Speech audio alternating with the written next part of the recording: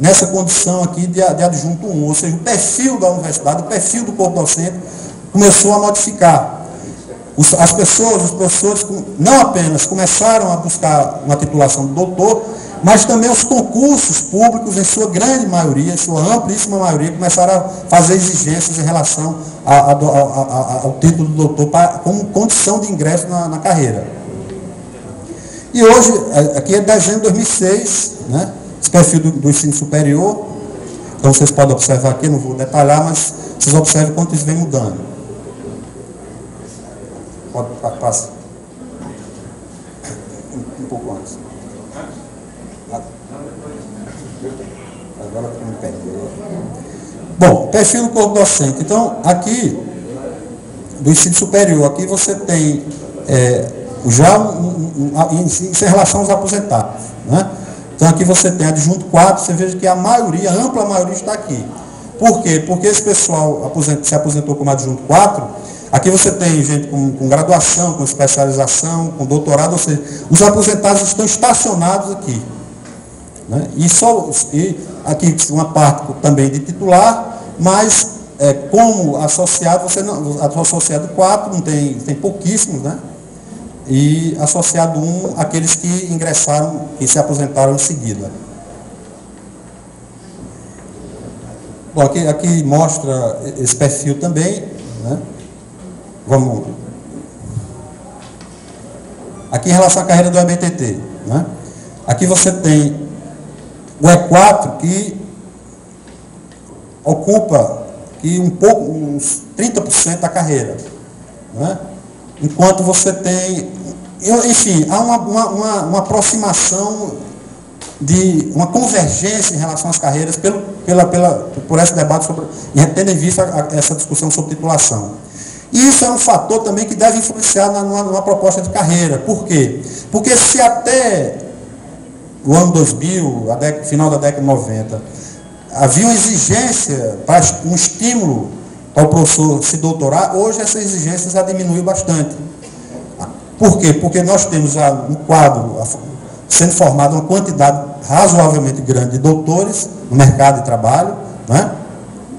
E, portanto, os que ingressam na carreira, a maioria já entra também como doutor, e, portanto, já não há mais necessidade de estabelecer isso como critério. Portanto, a nossa perspectiva agora é de acabar com essa diferenciação, essa limitação à ascensão. Por que faz isso? Por que ela foi criada? Exatamente para impedir que os professores menos titulados e os próximos de se aposentar pudessem continuar progredindo na carreira. Né? Enfim, é uma política, é uma lógica que tem como objetivo prejudicar os aposentados. Né? Eu não vou me detalhar esses quadros, porque senão eu vou passar a tarde inteira aqui para isso. Então, veja, as propostas para a estruturação da carreira do Magistério Superior e a BTT. Primeiro, adequar as carreiras aos tempos atuais, evitando represamentos e tornando o tempo de progressão compatível com a permanência nativa.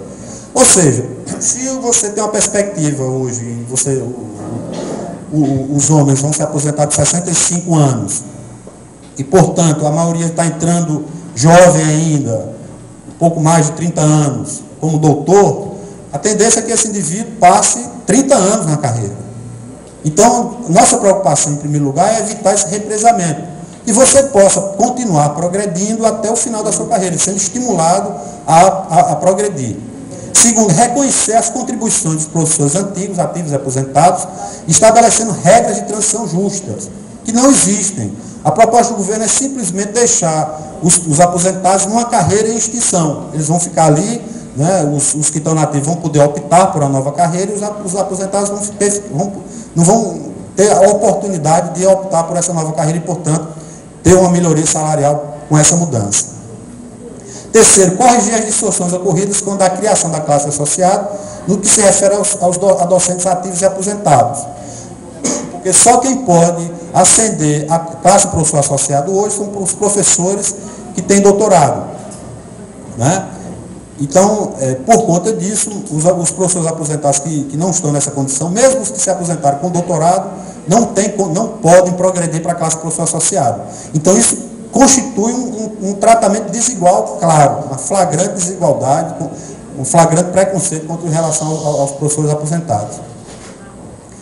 Quarto, é respeitar a diversidade das IFES, seja ela regional ou por área de conhecimento, estabelecendo estrutura flexível que permita que docentes alcançar, por mérito acadêmico, a classe e o nível mais alto da carreira. Então, isso é uma característica nossa, do Brasil. Né? As regiões, elas também refletem essa grande desigualdade regional.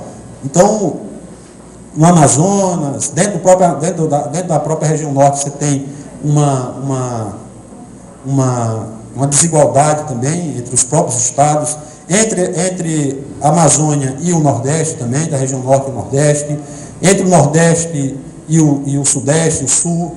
Ou seja, não há uma homogeneidade do ponto de vista dessa condição. E, portanto, nós precisamos levar em consideração também essas especificidades para que tenhamos uma carreira que seja adequada, ajustada a essas necessidades regionais e sociais. Buscar a convergência entre a carreira do ensino superior e do EBTT, implantada em 2008, visando isonomia remuneratória estrutural entre ambos. Né? Veja que nós não falamos mais em uma carreira única, mas falamos em convergência dessas carreiras.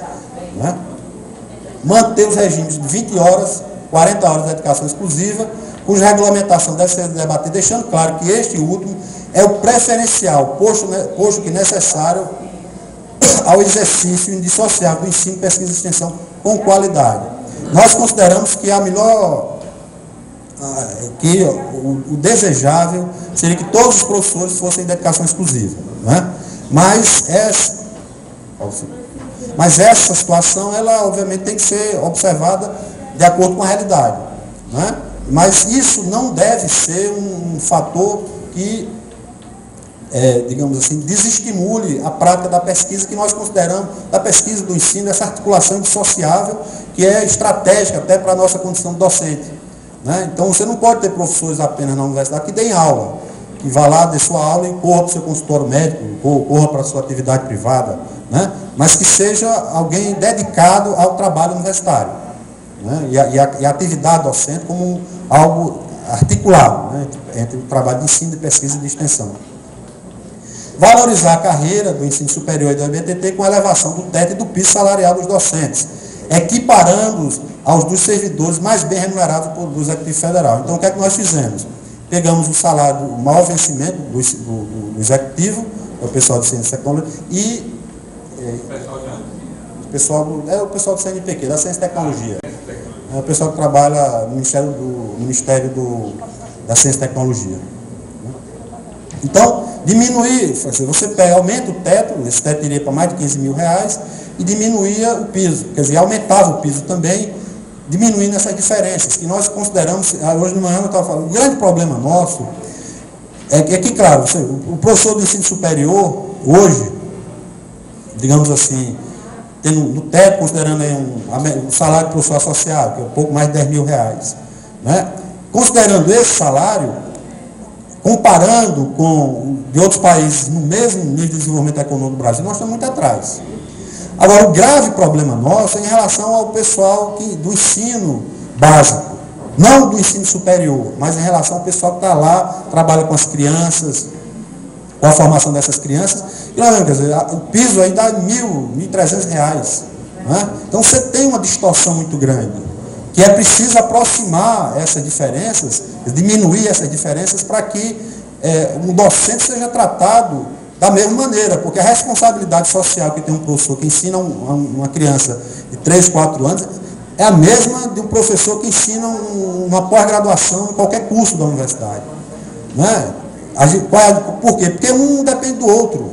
Você não vai formar um bom aluno, e a nossa, né, exatamente o que nós falamos agora pela manhã, esse aluno ele tem que ter a oportunidade de ter professores com boa formação, para que ele possa também desenvolver o seu aprendizado. Valorizar o mérito acadêmico, mantendo os cargos isolados do professor titular em ambas as carreiras, cujo salário deverá ser igual ao da última classe, nível alcançado com a obrigação de prestar concurso. Instituir mecanismos que possibilitem a um docente pleitear a progressão acelerada, considerando o conjunto de todas as suas atividades, de forma a viabilizar a mobilidade de docentes entre instituições de ensino superior nacionais ou estrangeiras. Estabelecer padrões lógicos para as diferenças entre as remunerações de classe e níveis com percentuais definidos entre os respectivos degraus. Né? Ou seja, aquilo que nós falamos no início, você tem que estabelecer uma lógica, uma coerência. Porque hoje ainda hoje nós ajeitamos muito a nossa carreira, mas ainda hoje ela precisa ser ajustada. E para que eu saiba mais ou menos, eu não sei, né? Quanto é que ganha um professor adjunto? Por quê? Porque tem um monte de vantagem individual, o cara tem incorporação de gratificação, os mais antigos, tem professor que tem 20 anuênios, por exemplo, eu, por exemplo, tenho nenhum, não é? Então você tem uma diferença muito grande na nossa carreira, não é? Então isso é um fator a também estabelecer desigualdades, diferenças que são ruins para a carreira docente. Sim. Estabelecer padrões, isso aqui que eu acabei de explicar. Né? Passou isso aí. Pode ir. Então a estrutura, composição dos salários. As remunerações serão a soma das duas parcelas, vencimento básico, VB e retribuição de titulação. Quer dizer, você tem um vencimento básico e você vai ter a retribuição de titulação, que é um percentual calculado em cima desse vencimento básico. Se você for doutor, você tem um percentual X, 80%. Se for mestre, 60%. Se for especialista, 20%. Mestre, 10%, 20%, 40% e 80%. Certo? Essas diferenciações, porque isso também é um fator a estimular o professor a também continuar se especializando. Né? O VB será igual para docentes da mesma classe, nível independente de titulação. Né? O docente de regime de educação exclusiva e T40 receberão, respectivamente, o triplo e o dobro da remuneração dos docentes de regime de T20, que é exatamente aquilo que eu me referi agora, estimular o indivíduo a atuar em regime de educação exclusiva. O interstício, ao invés de 2 anos, nós propomos que seja 18 meses. Uma lógica simples para a construção das tabelas. O vencimento básico terá diferenciais fixos e níveis iguais. Então, por exemplo, começa aqui embaixo, a diferença entre o nível 1 e o nível 2 são 3% e entre as classes 6%. Né? Uma flexibilidade. Devem ser criados mecanismos que permitam o livre fluxo docentes, seja internamente no sistema das IFES, seja viabilizando a contratação de professores de outras instituições de ensino superior nacionais, sem prejuízo da carreira profissional desses docentes. Por exemplo, um professor da titular hoje, se ele fizer um concurso em outra instituição, ou mesmo dentro da própria instituição, ele dá início a um novo contrato, uma nova matrícula. E você vai, por exemplo, você entrou antes de 2003, vai fazer um concurso, faz o concurso, passa para titular, vai ganhar mais. Mas você vai ter que aderir ao regime previdenciário atual, né? Que é essa desgraceira que o pessoal está sendo regulamentado agora. Então, existe problemas em relação a esses mecanismos para permitir que haja uma maior... Bom, vamos lá. Isso significa que docentes poderão progredir tendo como referência o histórico acadêmico, com regras claras e homogêneas também. Você sai de uma universidade com uma adjunto 4, você vai para outra, você permanece com uma adjunto 4, ganhando o mesmo que ganhava na instituição de origem. No caso de um docente que vai de uma IFES para outra, não deve haver descontinuidade, devendo o docente ser enquadrado na nova instituição exatamente na mesma classe e nível em que estava no anterior. Devem ser pensadas formas de progressão acelerada para o caso de docentes que se destacam pelo exercício competente. Só para estou concluindo, você tem o seguinte, você tem uma desigualdade muito grande, tem professores que são extremamente produtivos, publicam, fazem pesquisas, tem grupos de pesquisa, publicam em revistas internacionais, enquanto que tem outros que não têm esse mesmo. E nós não estamos sugerindo que esse professor de reconhecida capacidade acadêmica, ele possa progredir de maneira mais rápida dentro da carreira, para também estimulá-lo. Vamos para as tabelas. Tabelas remuneratórias propostas, né? Então, aqui você tem essa nova proposta, essa é a proposta do PROIFES, pessoal. Isso aqui não é o que todo mundo vai ter no bolso, não, tá certo? É que nós estamos negociando, tem sido uma negociação, como eu disse, extremamente difícil e nós não temos a certeza de se essa proposta vai poder avançar. O governo apresentou, não é essa, é outra, mas veja, aqui eu seria o quê? Nós temos, veja que a tabela é completa, está completa. Porque como é que é hoje? Quer dizer, o professor associado, esse aqui não existe atualmente. Esse aqui é em branco, porque só tem remuneração na classe professor associado quem é doutor. Né? Então o que é que nós fizemos? Nós criamos uma assistente de pesquisa que está aqui embaixo, né? que isso aqui corresponde ao pessoal que é assistente e auxiliar hoje, né? A de adjunto, veja que a remuneração, que vai até 14.175. É claro que quando nós criamos esses valores, já faz algum tempo, portanto eles têm que ser atualizados pela inflação também. Né? Isso aqui é em relação ao pessoal que dá os ativos, né? Então é a mesma estrutura.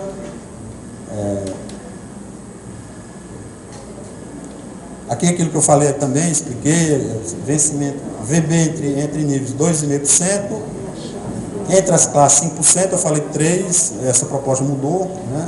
E de adjunto 4 para associado 1, 25% entre uma classe e outra. Né? RT mais VB, graduado 0%, aperfeiçoado 10%, especializado 20%, mestre 40%, doutor 80%. Tem como piso o vencimento de professor auxiliar, D1, 20 horas, 1.621.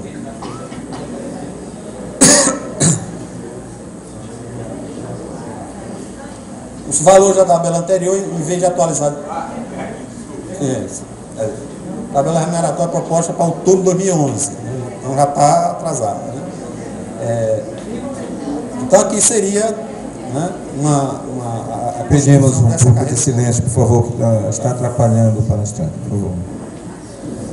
Bom, vamos lá? Então nós começaremos aqui um professor doutor que entraria no início da carreira, começaria aqui 8.757 e poderia ir progredindo até chegar ao topo, que seria 16.231. Os valores essa proposta, ela procura compatibilizar a mesma proposta, os valores muito aproximados com o pessoal do ensino básico técnico e tecnológico. Né?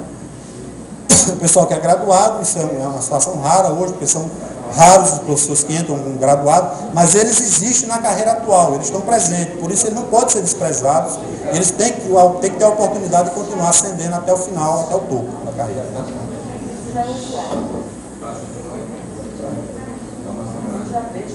Pronto, aqui o pessoal do ensino básico técnico e tecnológico, né? Aqui nós temos, veja que os valores são iguais, né? Então, ao invés daquela nomenclatura que eu citei agora há pouco, D1, que é a atual estrutura, D2, D3, D4, D5 titular. Né? E, aliás, a nossa proposta teve como base a proposta do EBTT. E a nossa proposta inicial, ela criava uma nova classe. Quem iniciou esse negócio de nova classe foi o PROIFES. Né? Só que a nossa proposta, a nossa ideia era criar uma classe aqui abaixo da de adjunto. Então o pessoal que estava acima, em adjunto para cima, todo mundo ascendia, todo mundo ganhava uma boa, né, que é a grande maioria dos professores. Só que o governo aproveitou essa proposta e ao invés de inserir uma classe aqui, inseriu uma classe aqui, em cima. Então isso acabou criando dificuldades. Bom, é isso, pessoal. Eu acho que por essa estrutura, vocês percebem, a lógica da carreira em termos de remuneração é essa que vocês estão vendo aqui, né? E, obviamente, a grande dificuldade que nós temos é convencer o governo disso. O governo ele adotou a proposta em relação ao teto, ele não estabeleceu diferença em relação ao mínimo, ao piso, né? Em relação à questão do intertício, é 1 ano e meio, 18 meses de intertício, né? Mas o grande problema que nós temos é em relação ao enquadramento dos professores aposentados, principalmente. E o aproveitamento do tempo dos professores da ativa e de aposentados também, que permaneceram estacionados na carreira por muito tempo. Então a gente acha que esse pessoal não pode ficar prejudicado também. Precisa enquadrar esse pessoal e obviamente que isso é a grande dificuldade que nós temos nessa negociação com o governo. Cuja ideia é que ela seja concluída, isso foi colocado no termo de acordo assinado agora em setembro, deve ser concluída em março do próximo ano.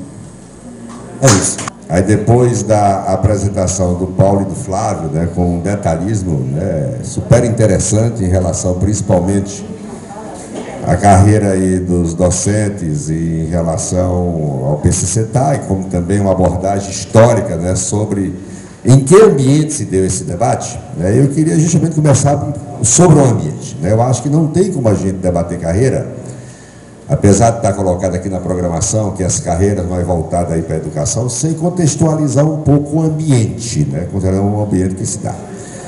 E nós estamos aqui falando de carreira num ambiente, né, de estruturação, entre aspas, eu sempre coloco entre aspas, de carreira no Estado brasileiro, que nós temos hoje 129 carreiras no Estado brasileiro, 22 planos especial de cargo, aí já pode somar, dá 151, né?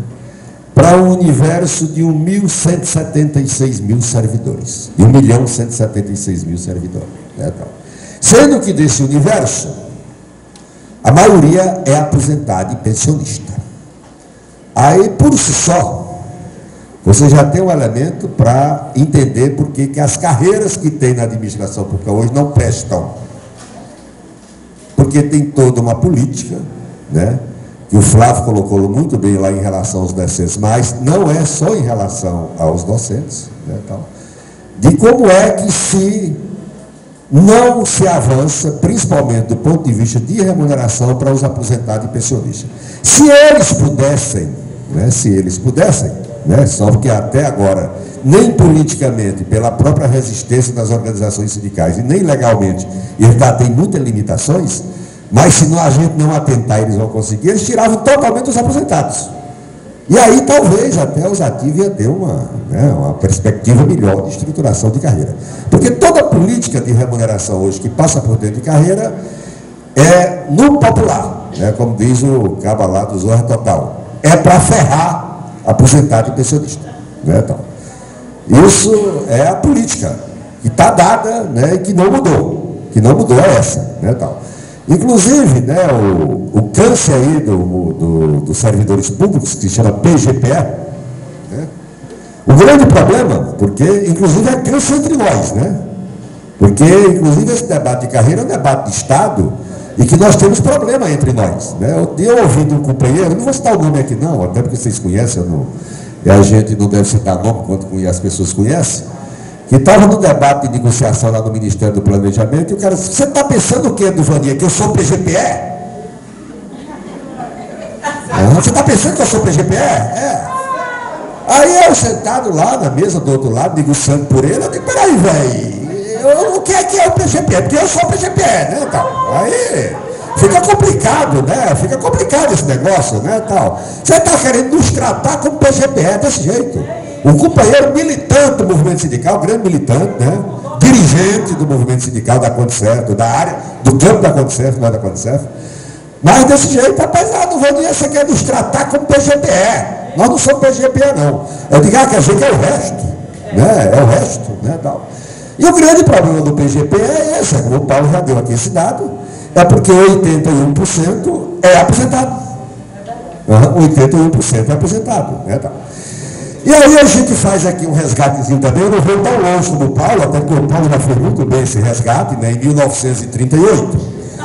Mas eu vou a 1964, né, porque eu acho que é um corte do tempo interessante, para a gente, inclusive, entender a vida do PGPE. Essa sina, esse calvário do PGPE. Porque o PGPE é um calvário, né? Teve dois calvários no mundo. Um foi Jesus Cristo e o outro é o PGPE. Tá? Dois calvários que teve no mundo. Né? Tá. E vem desde 64, quando, né, a edição do Decreto-Lei 200, né, de 1967, basicamente, né, que estabeleceu a diretriz geral de organização e funcionamento da administração pública brasileira, né, para a reforma administrativa naquela época. Né? Seguida pela aprovação justamente da Lei 5.645, de 1970. O instrumento normativo da organização do Sistema de Pessoal Civil da União são o marco de uma nova fase da utilização de técnicas de classificação e avaliação de cargos do Serviço Público Federal.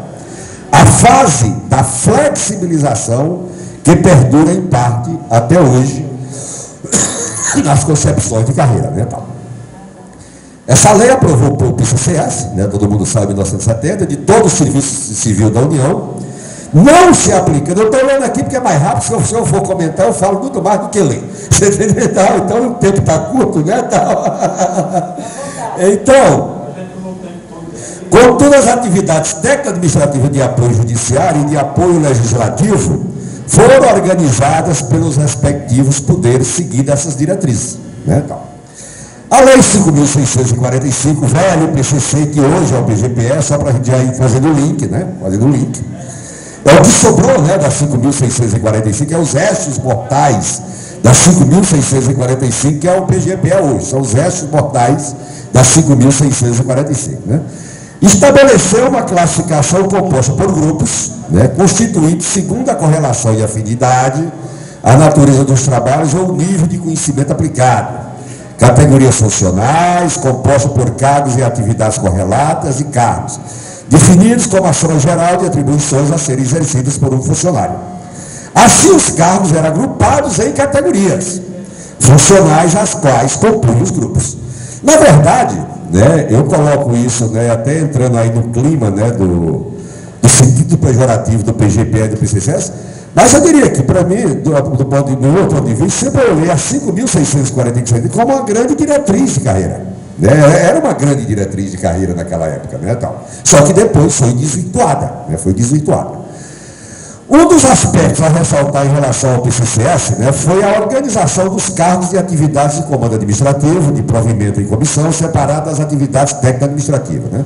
Aliás, essa foi uma das características fundamentais desse plano, né, e do próprio modelo de administração pública do regime militar, por interesse do regime militar, né, e que deu ao regime ampla flexibilidade para a nomeação dos ocupantes de funções de direção, quando se criou os grupos de assessoramento, separando, inclusive, dos cargos afetivos, né, tal.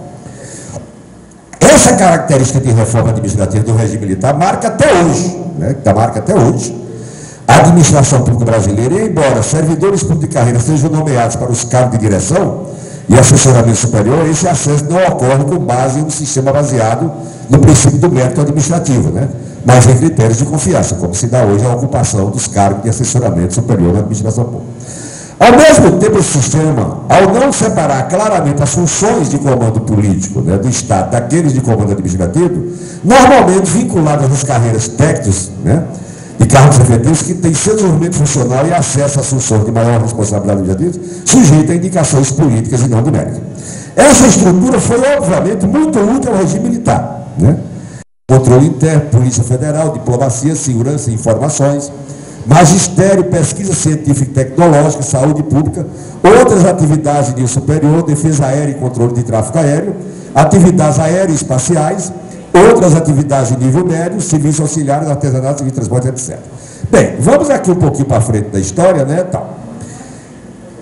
E aí foi que, principalmente, vamos já chegando aqui mais para perto do nosso período, né, saltando aqui alguns debates importantes, mas para a gente adiantar aqui no tempo, né, é que esse conceito, inclusive, né, de estruturar a carreira por os grupos de atividade, ele vem se dando até hoje, essa tendência, né, e que, por fim, né, e que entre 2006 e 2008, né, o governo federal promoveu outras alterações, né, na organização de carreiras por razões específicas. Uma dessas alterações foi a fusão das carreiras da Auditoria da Receita Federal, né, Ministério da Fazenda, e de Auditor Fiscal da Previdência Social, né, e da Auditoria da Receita Federal, né, em razão da fusão dos dois órgãos, né, das auditorias, né. Entretanto, esse processo não implicou qualquer alteração em termos de atribuições e filosofia geral de organização dessa nova carreira em relação às anteriores. Na área educacional, já foi colocado aqui, né, em razão das mudanças na relação educacional básica de 96, né, foram criadas 3 carreiras novas por desmembramento da antiga carreira do magistério de primeiro e segundo grau, né, criado na reforma de 87. Né. E aí ficou, assim temos agora o plano de carreira de cargo magistério do ensino básico, tecnológico, específico do magistério das instituições federais de ensino básico federal, composto da carreira de magistério de ensino básico federal, destinada a IFE, subordinado e vinculado ao Ministério da Defesa, e da carreira de magistério de ensino dos ex-territórios e o PCCETAI. Hoje, no ambiente da educação, nós temos 4 carreiras de docentes e uma carreira de técnico administrativo, né? São 5 carreiras no ambiente da área de educação, né? Com todas essas alterações de organização dos quadros de pessoal, aí vem aqui o fim do PGPE, viu? Atenção, PGPS, né? E estruturação de carreiras, o antigo plano de classificação de cargo da Lei 5.645/70, no que tange ao segmento de atividades técnico-operacionais, foi reduzido a um conjunto menor de categorias funcionais, né, remanescentes, né, as sobras dos planos de carreira e as sobras dos planos especiais de cargos, né, de todos os órgãos do Ministério, né, tal, com grande peso de aposentados e principalmente da área administrativa. Apesar disso, o governo resolveu criar o chamado Plano Geral de Cargos do Poder Executivo, PGPE, né, tá, para o qual foram transpostos todos os servidores efetivos do antigo PCC, né, mediante a opção e exceção feita ao Grupo de Defesa Aérea e Controle de Tráfego Aéreo do DACTA, né, e outras categorias funcionais muito poucas, de estrutura muito específicas, né, tal. Bem, esse pequeno histórico que a gente procura fazer aqui, nós tentamos caracterizar aqui, né, em que ambiente se deu e continua se dando o debate de estruturação de carreira na administração pública brasileira. Primeiro que eu sempre disse que, enquanto esse debate é um debate de Estado, de concepção de Estado, que enquanto a gente não mudar a concepção de Estado, que hoje, inclusive, é impregnada, né, com os elementos de 64 ainda, 64, 67, dificilmente a gente, conceitualmente, vai ter carreira na administração pública brasileira. Porque hoje eu digo, sempre eu uso um termo, que era usado pelo assessor nosso, né, que eu não conheço nenhuma carreira na administração pública brasileira. Eu conheço arremedos de carreira, eu conheço muito tabela salarial, tabela tem muito, né, tá.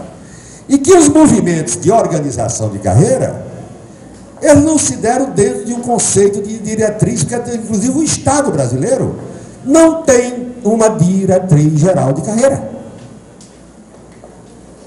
As organizações sindicais, e isso é um debate difícil, que é um debate de mudança de concepção. 2003, 2004, 2005, nós tensionamos muito no governo Lula de se montar uma comissão temática para a gente fazer esse debate.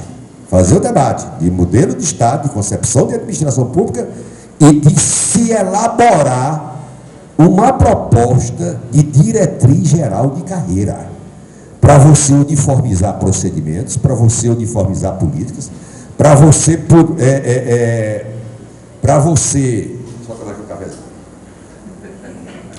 ter um parâmetro de política de remuneração. Qual é o parâmetro de política de remuneração na administração pública federal brasileira? Alguém pode me dizer, porque eu não sei qual é.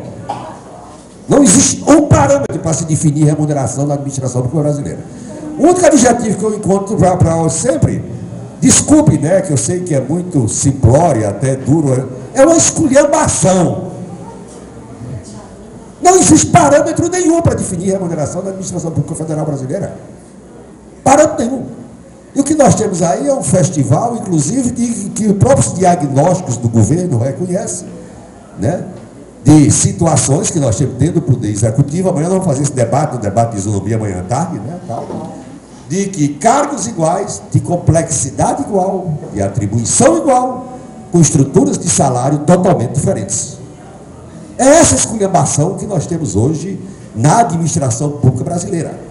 Porque não tem nenhuma política de parâmetro, né? Você sabe que a administração pública tem de se reger pelo princípio, né, da igualdade, que todos são iguais perante a lei. Né, tal. Nós não temos. Se o gestor ou o peso e a mobilização da corporação for pesado, chega lá e consegue, vai e toca a vida, né, toca para frente.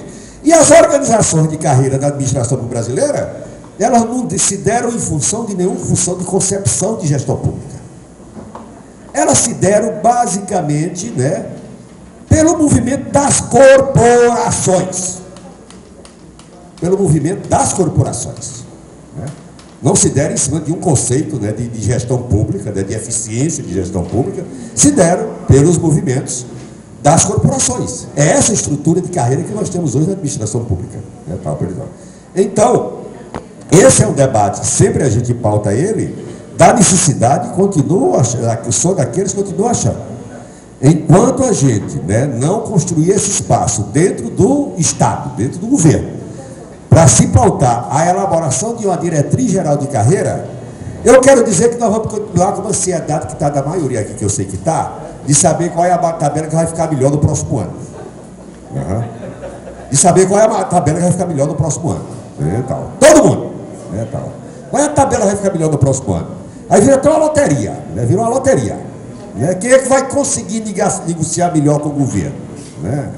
Quem é a entidade mais competente? Né? Qual é a corporação que tem maior peso? Né? Porque isso, inclusive, reflete a política de Estado. Amanhã eu sei que esse debate vai vir amanhã naturalmente, né? Muita gente pergunta, não, por que o pessoal da Receita, os auditores da Receita Federal têm um salário bom? Por que a Polícia Federal ganha o troco de um professor? Né, tal? Bem, isso reflete uma política de Estado. Reflete uma política de Estado. E que as corporações nossas de servidores públicos, porque a culpa não é só lá do outro lado, tem culpa do lado de cá também. Né? Tem culpa do lado de cá também. Né, tal? Né? Porque sempre a organização, inclusive, das carreiras, se deram por movimentos corporativos e não pela construção de gestão pública. E, naturalmente, que o outro lado, dependendo dos governos e dos interesses de governo, de políticas públicas, inclusive, né, fomentou isso, estimulou isso.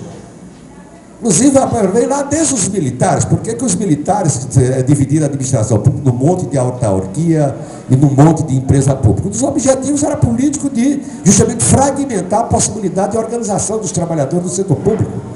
Eles já visualizavam que um dia a gente ia poder se organizar. Então, bora logo fragmentar logo aqui para essa turma não ter muita capacidade de mobilização, de mobilidade e organização. Né, tal. E isso vem sendo estimulado pelo Estado. E aí, infelizmente, né, também eu faço aqui uma autocrítica, eu me incluo nela, né, tal. Em poucos momentos a gente debate carreira. Em poucos momentos a gente debate carreira. Na maioria dos momentos a gente debate tabela de salário. E para mim, tem uma distância muito grande entre se debater carreira e debater tabela de salário. No momento que eu debato carreira, eu estou debatendo Estado. Eu estou debatendo perspectiva de melhoria do serviço público brasileiro. Discutir salário é outra coisa. Discutir tabela de salário é outra coisa.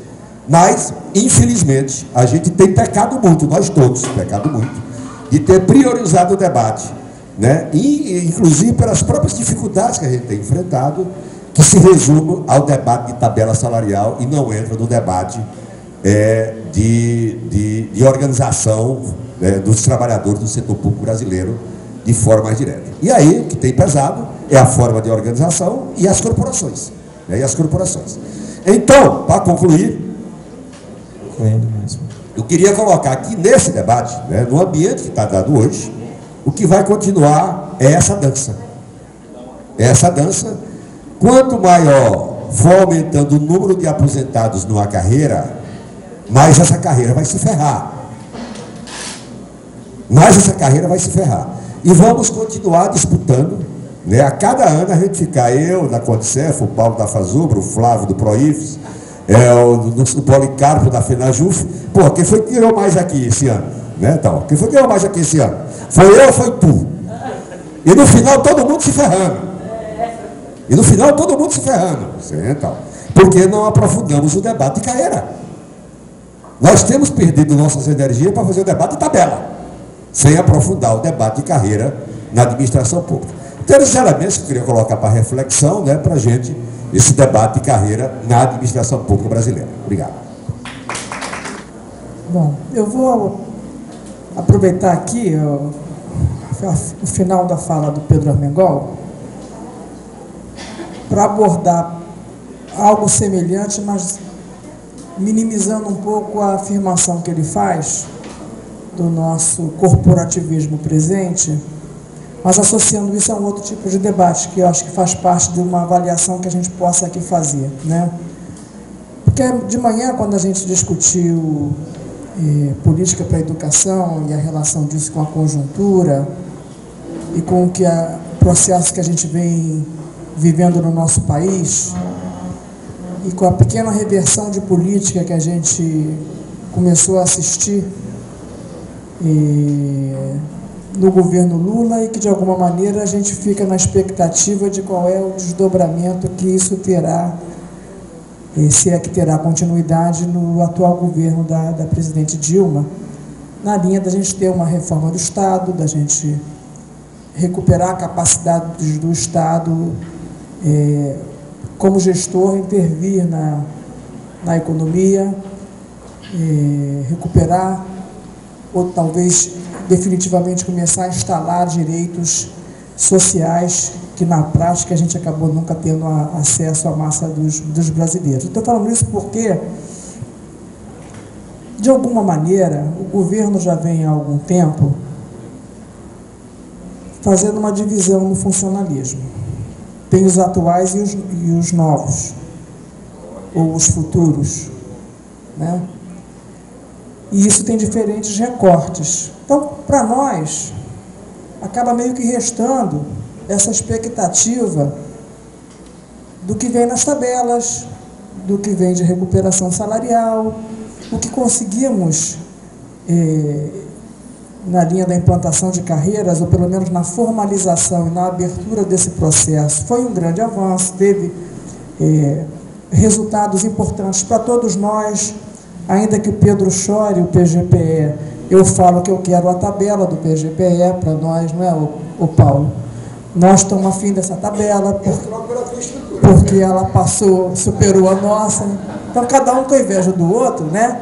Mas se for para falar no bolso, eu quero a tabela de vocês, porque eu não sei exatamente como é que se desdobra a capacitação e tudo mais que a gente tem de expectativa para a nossa categoria. Então, assim, baixando um pouco, então, vamos chamar assim, como a gente fala no Rio de Janeiro, baixando a bola. Acaba que a gente está enfrentando um processo que é o que nos acabam como se deixassem para nós só esse limite. Apesar de tudo que a gente tem de história de mobilização, capacidade de articulação, esforços para nossas entidades andarem casadas, há um corte entre as chamadas carreiras típicas de Estado e nós, a massa do funcionalismo, na educação, na saúde, seguridade, enfim, no conjunto dos serviços públicos, está excluído aí os da Receita, da ponta da auditagem, que inclusive se reúnem com a gente, mas também se reúnem em separado, como típicos de Estado, fazendo todo um trabalho de se pensar e de ver como vão na ponta negociar com o governo. Eu não estou querendo com isso criar entre nós animosidade de olhar para eles torto, ou seja lá o que for, mas acho que é bom a gente olhar para isso, que acaba sendo uma maneira da gente tentar reagir e interferir no processo, sem que de verdade esteja aberto para nós um processo que a gente veio cobrando, que o governo inclusive disse que colocaria em andamento, né? O Pedro lembrou bem. Lá no início, além de instalar uma mesa nacional de negociação, lá em 2003 se falou do debate dos diretrizes de planos de carreira. Ele nunca chegou na prática a ter qualquer tratamento. Acaba que o governo se fechou e tratou disso lá entre eles, e fazer essa discussão com a representação dos servidores, isso não aconteceu para ter impacto, para ter consequência no processo que acabou sendo positivo, de finalmente os do PGPE, os outros rastaquera como nós, os técnicos administrativos de universidade e outros mais, né, do funcionalismo, passarem a ter a dita carreira, né, uma tabela estruturada, uma série de revisões, no nosso caso, inclusive, ser considerada não só capacitação como formação. A gente teve esses avanços, mas é como se tivesse aí um limite para quando é que isso de verdade vai ser tratado. E eu ontem me surpreendi com um professor, pesquisador, que sempre se coloca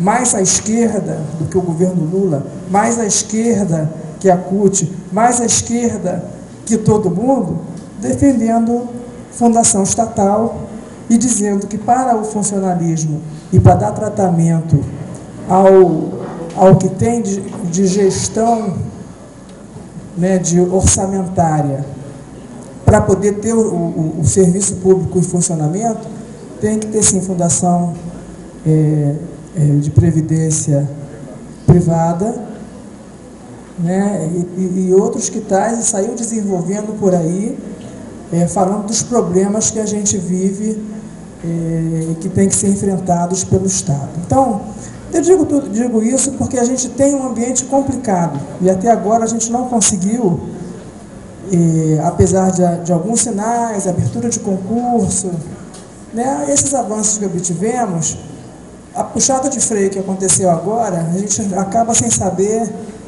o desdobramento que as coisas terão, e seria importante que essa discussão sobre o papel do Estado, da importância do Estado para que de verdade o país pudesse ter um processo mais acelerado de desenvolvimento, de mudança, de se acabar com essas diferenças de tratamento entre os brasileiros, isso tudo tinha que ser algo que, assim como a gente fica falando da educação, tinha que ter força e tinha que ter atenção da sociedade para que a gente pudesse ter nesse debate que a gente fica, que parece que está apequenado, que é do nosso interesse no bolsinho, e que no resumo não é, ainda que pareça, mas é que talvez na ponta da negociação só nos reste fazer isso, e foi o que o governo fez agora conosco.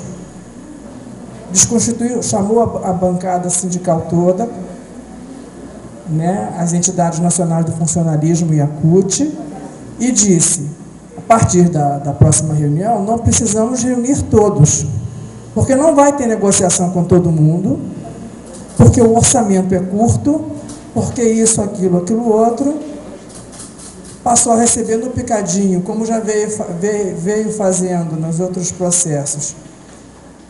Recebeu todos, mas respondeu a uma parte das representações, e no caso da nossa categoria, porque fizemos greve, vão ser 3 anos de congelamento.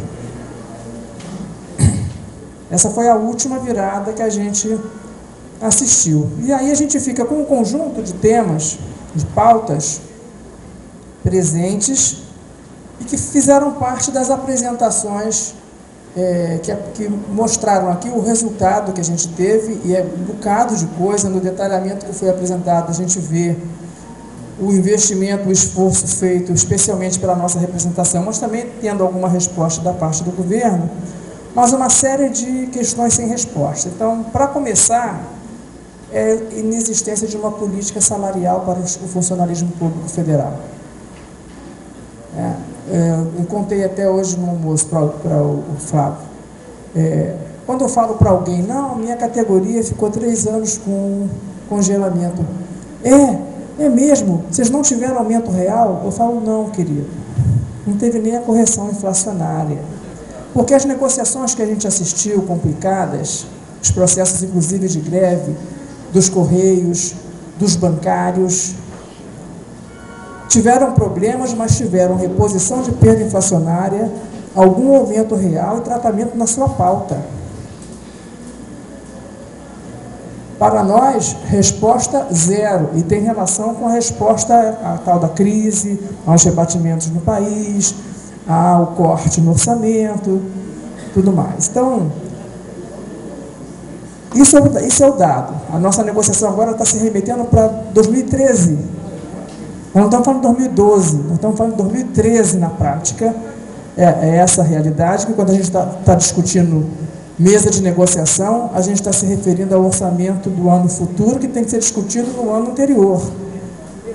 Porque senão o que o governo nos diz é não está no orçamento.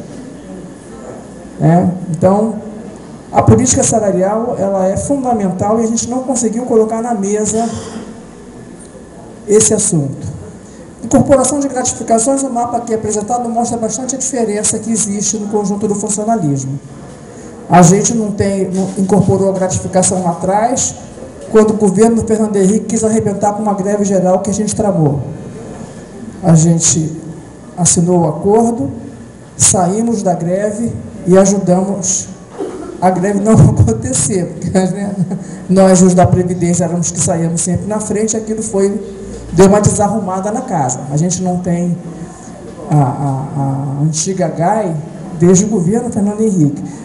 Nesse processo que a gente veio vivendo de lá para cá, aos poucos houve essa incorporação, mas houve a implantação, no caso de vocês, do conjunto das categorias da base Condicef, a implantação da gratificação, a diferença entre os ativos e aposentados, a gente conseguiu no máximo evoluir, sair dos 10% para 50%. É um bocado de coisa, mas o correto, né, se é para pensar em carreira, se é para pensar numa política macro, era ter dado tratamento para o conjunto dos servidores nesse assunto e aí no desdobramento pensar se vai dar alguma premiação por alguma capacitação, não só por capacitação, mas mesmo pelo desempenho que o trabalhador tem na sua atividade. Então, esta é uma pauta que a gente tem recebido respostas bastante distintas nesse processo que a gente tem vivido. Os docentes têm um bom exemplo de ter recebido resposta e com alguma rapidez, embora tenham sido os primeiros a engolir a gratificação de desempenho também, né? A diferença entre as categorias, seja o que já foi mencionado, entre nós do Executivo, já seria um bocado. Eu sempre gostei muito da Condicef, eu achava que a minha federação devia ser filiada à Condicef, porque a gente tinha que se organizar o setor inteiro. A gente tinha que ter negociações de pauta comum e tratamento de especificidade. A gente não consegue, não sei se eu vou estar viva, pelo menos para ter a notícia, de a gente rever um bocado da maneira como a gente se organiza na estrutura sindical e como é que a gente também produz as políticas que a gente quer colocar na ponta da mesa. A Condicef, que defendia uma política de uma carreira única, né, e as especificidades terem um tratamento particular, ela teve que enfrentar o que o governo começou a implantar. Dividir, esvaziar o PGPE, fazer negociações por categoria. A gente está assistindo, tendo que conviver com processos desafiadores que a gente é obrigado a rever, ou pelo menos adiar a maneira como vinha defendendo, e aí eu menciono de maneira superficial o caso da Condicef, e fazendo uma confusão no processo como um todo. A gente não consegue de verdade ter uma pauta comum e andar com unidade para poder responder ao processo que a gente conseguiu instalar da tal mesa de enrolação, mas que pelo menos passou a existir. Antes nós não tínhamos nada, agora temos negociações que começam fora do tempo, que não têm prazos, mas que de alguma maneira tem nos dado alguma resposta. Então, para citar, a gente tem um problema grave que é esse da isonomia, seja entre os do Executivo, seja entre os três poderes, no caso com os demais poderes, as diferenças são abissais. Eu acho que todo mundo de alguma maneira sabe disso, mas acho que vale a pena a gente colocar na mesa a forma como a resposta que esse processo tem com o poder que cada um desses aí tem. Quando os juízes dizem que querem ter um aumento, né, na ponta, os trabalhadores do judiciário respiram na expectativa do que vai ter de rebatimento para a massa do funcionalismo do judiciário. O mesmo acontece com os do legislativo, no nosso caso, o assunto é bem diferente. Bom, da carreira não vou falar, porque foi extensamente apresentado pelos que colocaram casos específicos e pelo Pedro.